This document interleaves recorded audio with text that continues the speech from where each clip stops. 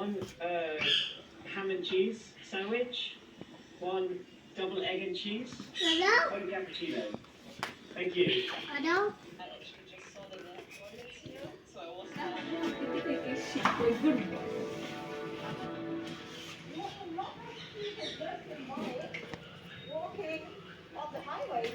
बंद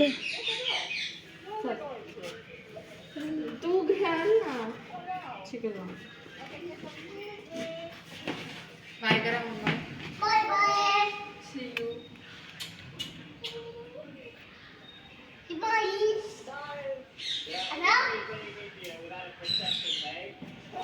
स्टार घेऊन ये ओके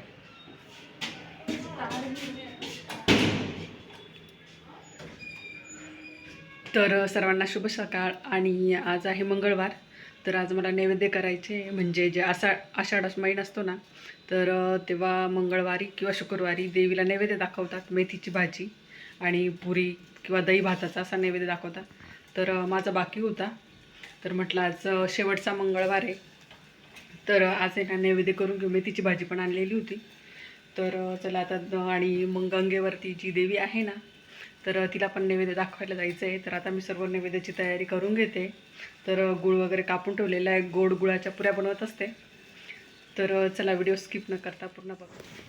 तर इथे ना गुळ, जी मोठी भेली असते ना, तिचंच बारीक बारीक कट करून ठेवलेलं होतं आणि थोडंसं पाणी गरम केलं, म्हणजे अर्धा ग्लास असेल. आणि त्यानंतर ना मग त्यात गूळ टाकला ना, तर थोडा वेळ हलवून घ्यायचं, म्हणजे पूर्ण गूळ व्यवस्थित मेल्ट होतो. कारण असा सुरीने कापला ना तरी त्यात बारीक बारीक असे थोडेसे जाडसर खड्यासारखं असतात.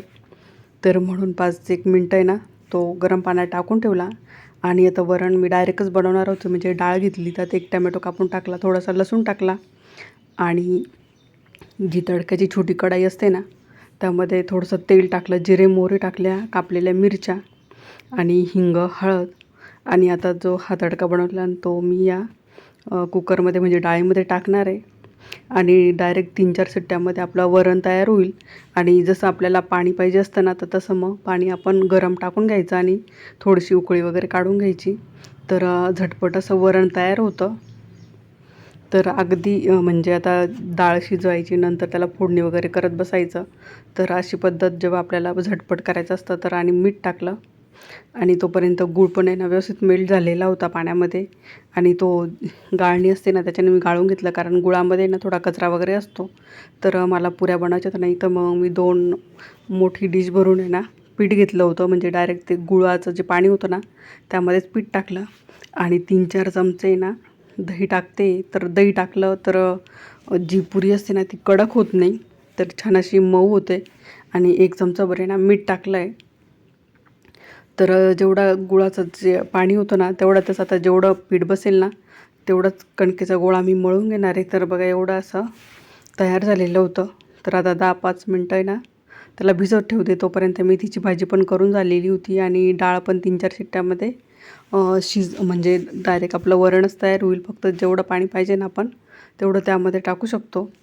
आणि आता मी पुऱ्या पण पटापट बनवून घेणार आहे. जायला पण आरवला स्कूलमध्ये 20 मिनिटं लागतात, आणि त्याची स्कूल आता मी पटापर्यंत आम्ही नैवेद्य करून घालून पाहिजे. आणि नैवेद्य दाखवण्यासाठी गंगेवरती 1-1.5 तास लागेल, कारण बाकीचं वरण भात तर कुकरमध्ये होतो. पण ज्या पुऱ्या बनवायच्या ना त्या अशा चपातीशी पूर्ण लाटून त्याचे गोल गोल कट करून आणि मग तळायला थोडासा वेळ लागेल. तरी पण मी आता बाकीच्या काही नंतरच करणार आहे. आणि जेवढ्या मला नैवेद्यासाठी पाहिजे होत्या ना तर तेवढ्या आता पटापट करून घेणार आहे.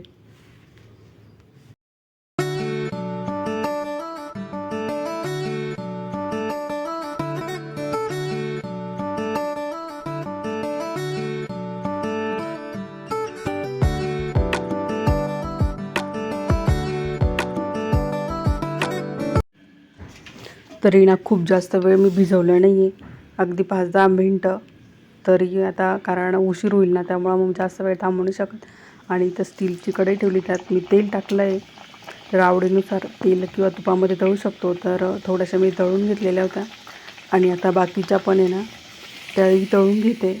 तर पटापटानं सर्व स्वयंपाक आवरला. आणि आता आहे ना डब्यांमध्ये सर्व आहे ना भरून घेतलं, कारण नैवेद्य इथून भरून घेतला तर सर्व तिथे जाईपर्यंत आहे ना रिक्षामध्ये हलेल. तर म्हणून मग मी सगळं छोट्या छोट्या डब्यांमध्ये ना काढून घेतलं आहे आणि तिथं गेल्यानंतरच मग सर्व नैवेद्य म्हणजे असं छोट्या ताटामध्ये भरून आणि मग दाखवेल.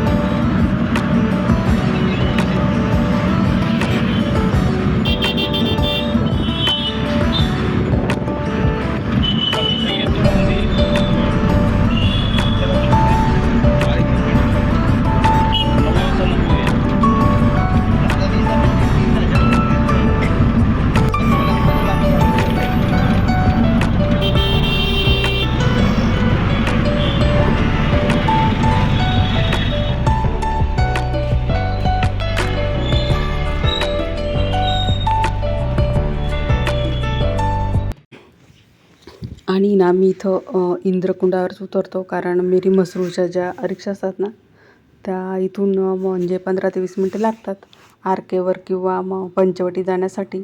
तर इथं आम्ही इंद्रकुंडावरच उतरलो आणि तिथून आहे ना पायी चालत ते ना मग आता देवीच्या मंदिराकडे निघालो होतो. तर इथं हे रामकुंड आणि त्याच्यासमोर आहे ना अर्धनारेश्वरचं मंदिर आहे शंकराचं. तर भरपूर गर्दी होती तिथे पण. आणि मग आता इथून पण आहे ना भूमीला म्हटलं जरा पटापट जाऊ, कारण आरवच्या स्कूलपर्यंत आहे ना आम्हाला रिटर्न पण यायचं होतं ना. तर म्हणून मग आता इथं थोडासा व्हिडिओ काढत होते. आणि इथं हा आपला दुतोंड्या मारुती म्हणजे नाशिकचा जो फेमस, किंवा पाऊस पूर वगैरे आला ना तर याच्या वरनं सांगतात का दुतोंड्या मारुतीच्या कमरेला किंवा छातीला किंवा मारुती डुबला असं पूर आला ना तर सांगतात.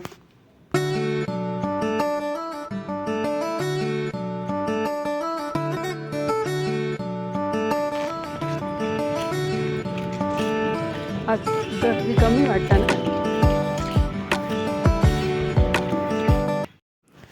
तर आम्ही पोचलेलो होतो इथं गंगेवरच्या देवीला.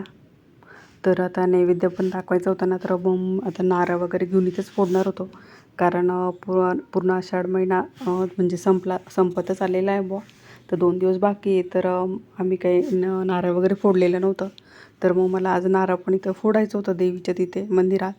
आणि आता इथेच मी नैवेद्य काढते. नैवेद्य पण ते ठेवू देत नव्हते, कारण ते म्हणजे वाया जातं ना अन्न, त्यामुळे मग ते म्हणे नैवेद्य ना खूप जास्त ठेवू नका.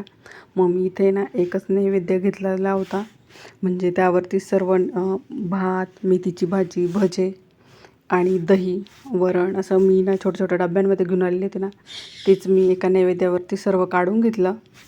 आणि तोच नैवेद्य ना मी देवीला इथं दाखवला. आणि त्यानंतर मग देवीचं दर्शन घेतलं.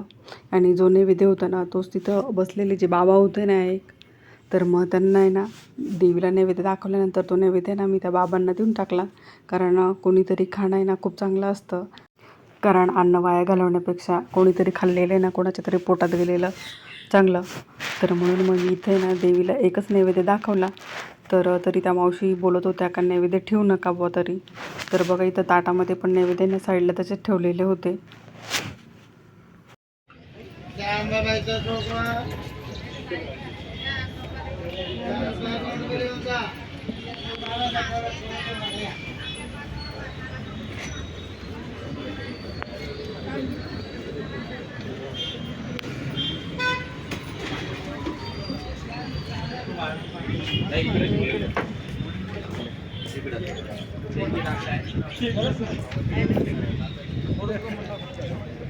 इथं पण ठेवायचं का?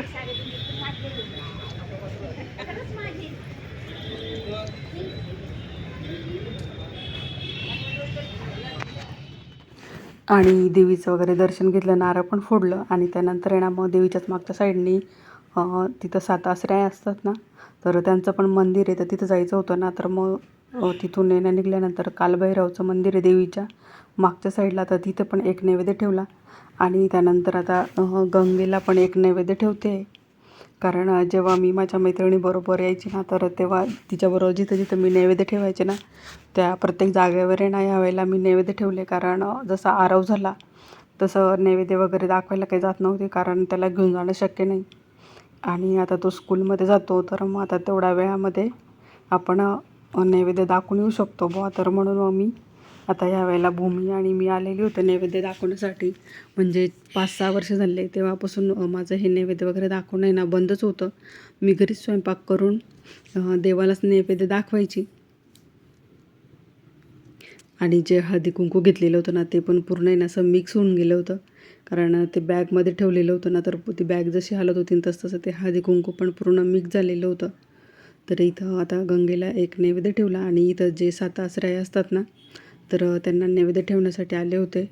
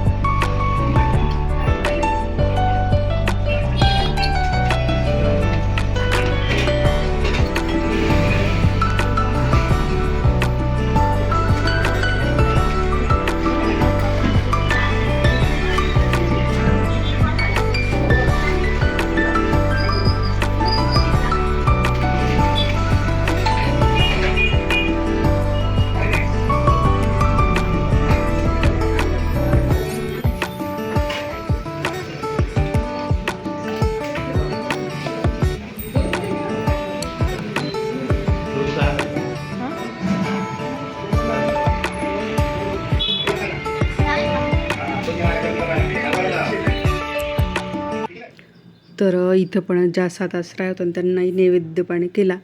आणि त्यानंतर आता दुसरी देवी आणि एक म्हसोबाचं मंदिर होतं तिथं दर्शनाला आलेलं होतं. आता या देवीला पण इथे मी नैवेद्य दाखवते, कारण प्रत्येक वेळेला इथं पण नैवेद्य असे ठेवू देत नव्हते, पण यावेळेला काय माहिती नाही. तर त्यांनी ना नैवेद्य घेत होत्या त्या, तर मग त्यामुळे इथंच ताटामध्ये भरा आणि देवीला दाखवा. तर आता इथं मी नैवेद्य काढून घेत होते.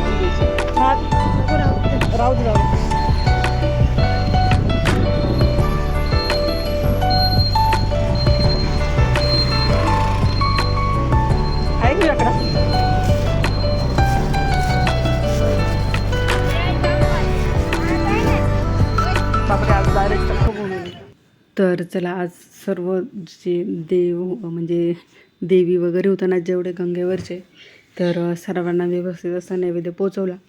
आणि त्यानंतर इथं जे फुलवाले बसतात ना, मग त्यांच्याकडनं पण फुलं घेऊन टाकले, कारण आता दीपामावस्या राहील ना, मग तेव्हाही मला ही फुलं लागतील. तर आता आलेलो गंगेवरती, तर इथूनही फुलं घेते. तर इथे ना हे म्हसोबाचं मंदिर होतं, तर इथे पण म्हटलं आता म्हणजे शेवटचा नैवेद्य ना इथंच ठेवला होता, कारण मग येताना आता इथूनच आम्ही आरकेवर चाललं जाऊ ना, तर म्हणून मग आता इथंच दही भाताचाच नैवेद्य मी ठेवलेला होता, कारण बाकीचं सर्व काही काढलं नाही. आणि चला आता इथून तर आता नैवेद्य सर्व झालेच होतं, तर म्हटलं इंद्रकुंडावरनं न जाता आता आम्ही आरकेवर चालत जाऊ म्हटलं. आणि तिथूनच मग मेरी जाणाऱ्या रिक्षा मिळतात, तर म्हटलं थोडंसं असं चक्कर पर मारणं होईल. तर इथे ना सकाळी सकाळी खूप छान भाज्या असतात, एकदम फ्रेश भोरपट्टीमध्ये. म्हणजे इथं सर्व तांब्या पितळाची जी भांडी असतात ना ती इथे मिळतात. तर दुकान अजून खोललेले नव्हते, तर बंदच होते. पण जेव्हा दुकानं बंद असतात ना सकाळी, तर त्यावेळेला इथं सर्व भाजीपाला बसलेला असतो आणि खूप छान अशा फ्रेश भाज्या असतात.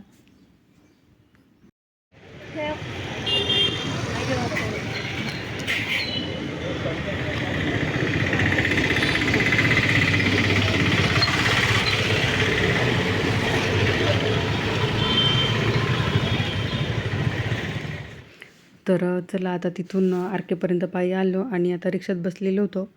आता यानंतर आहे ना इथून आम्ही जाता डायरेक्ट आता आरवच्या स्कूलच्या तिथेच उतरू, कारण आता त्याला घेऊनच जाणार होतो, कारण 12:30 आता वाजलेले होते. 12:30 पाऊणला त्याची स्कूल सुटते. तर 15 ते 20 मिनटामध्ये आम्ही तिथे पोहोचू.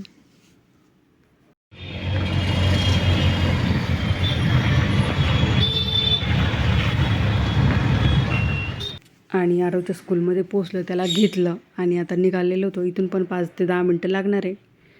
तर चला, व्हिडिओ आवडला ना तर लाईक सबस्क्राईब नक्की करा.